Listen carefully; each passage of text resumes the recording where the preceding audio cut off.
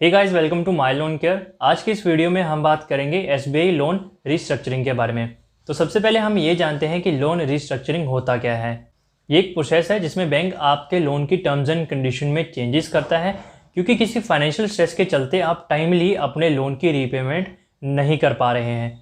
इसमें बैंक आपके लोन के repayment period, number of instalment या फिर रेट ऑफ इंटरेस्ट में चेंजेस करता है।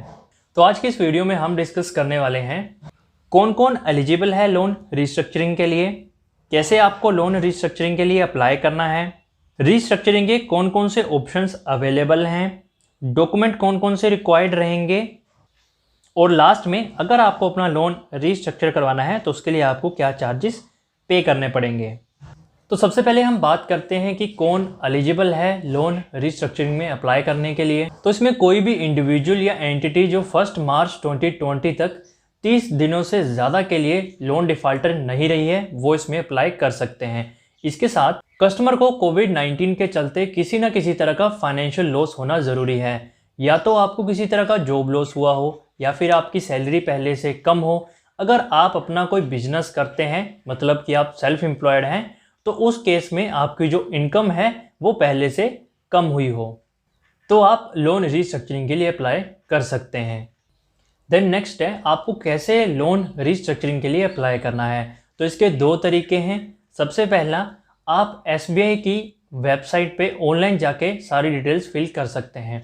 इसके लिए सबसे पहले आपको एसबीआई की वेबसाइट sbi.co.in पे लॉगिन करना है। लॉगिन करने के बाद आपको अपना लोन अकाउंट नंबर फिल करना है। लोन नंबर सबमिट करने के बाद आपके पास एक OTP आएगा जो कि आपके रजिस्टर्ड मोबाइल नंबर पे भेजा जाएगा। इस OTP को आपको वैलिडेट करवाना है।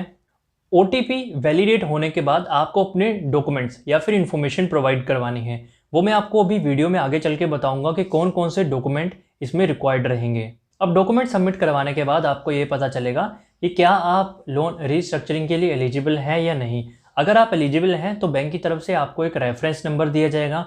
वो रेफरेंस नंबर 30 डेज के लिए वैलिडेट रहेगा। इन 30 डेज के अंदर अंदर आपको अपनी ब्रांच में विजिट करना है और जो भी पेंडिंग प्रोसीजर रहता है वो आपको बैंक के साथ कंप्लीट करना है।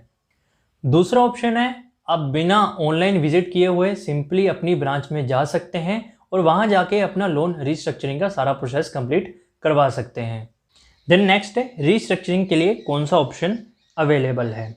बैंक की तरफ से कस्टमर को मैक्सिमम 24 मंथ का मॉरेटोरियम पीरियड अलाउड किया गया है, लेकिन ये कस्टमर की एप्लीकेशन पे डिपेंड रहेगा कि उसे कितना मॉरेटोरियम पीरियड मिलता है। मान लीजिए कि अगर आपको 12 मंथ यानी कि 1 साल का मॉरेटोरियम पीरियड मिलता है तो उस दौरान आपको कोई भी EMI पे करने की ज़रूरत नहीं है। और जैसे ही आपका मॉरेटोरियम पीरियड ख़त्म होगा देन आपका लोन टेन्योर फिर से 1 साल का आगे स्टार्ट हो जाएगा। देन नेक्स्ट है कि डॉक्यूमेंट कौन कौन से सबमिट करवाने पड़ेंगे आपको बैंक को। तो आपको अपनी सैलरी स्लिप जमा करवानी है। अगर आपका जॉब लॉस हुआ है तो उस केस में आपको letter of discharge from job submit करवाना है। अगर आप सैलरीड एम्प्लॉयड हैं तो जिस बैंक अकाउंट में आपकी सैलरी क्रेडिट होती है उसकी आपको बैंक स्टेटमेंट सबमिट करवानी है। अगर आप अपना बिजनेस ऑपरेट करते हैं तो उस केस में ऑपरेटिंग अकाउंट की स्टेटमेंट सबमिट करवानी पड़ेगी। अगर आप सेल्फ एम्प्लॉयड हैं तो आपको एक डिक्लेरेशन प्रोवाइड करवाना पड़ेगा जिसमें आप ये स्पेसिफाई करेंगे कि कोविड-19 के चलते आपके बिजनेस को काफ़ी इफेक्ट हुआ है। देन लास्ट पॉइंट है हमारा चार्जेस का। तो जो भी लोन अमाउंट आपका अभी तक बैंक को पेएबल है, जो अभी तक आपने लोन बैंक को नहीं दिया है और जितना आप रिस्ट्रक्चर करवाएंगे उसका 0.25% आपको एज प्रोसेसिंग फीस बैंक को चार्ज देना पड़ेगा। I hope SBI loan restructuring के बारे में आपको अच्छे समझ आ चुका होगा। फिर भी अगर आपके कुछ डाउट्स हैं तो उसके लिए आप हमें कमेंट करें। इसी तरह की हर अपडेट के लिए चैनल को सब्सक्राइब करें, वीडियो को लाइक करें। Thank you.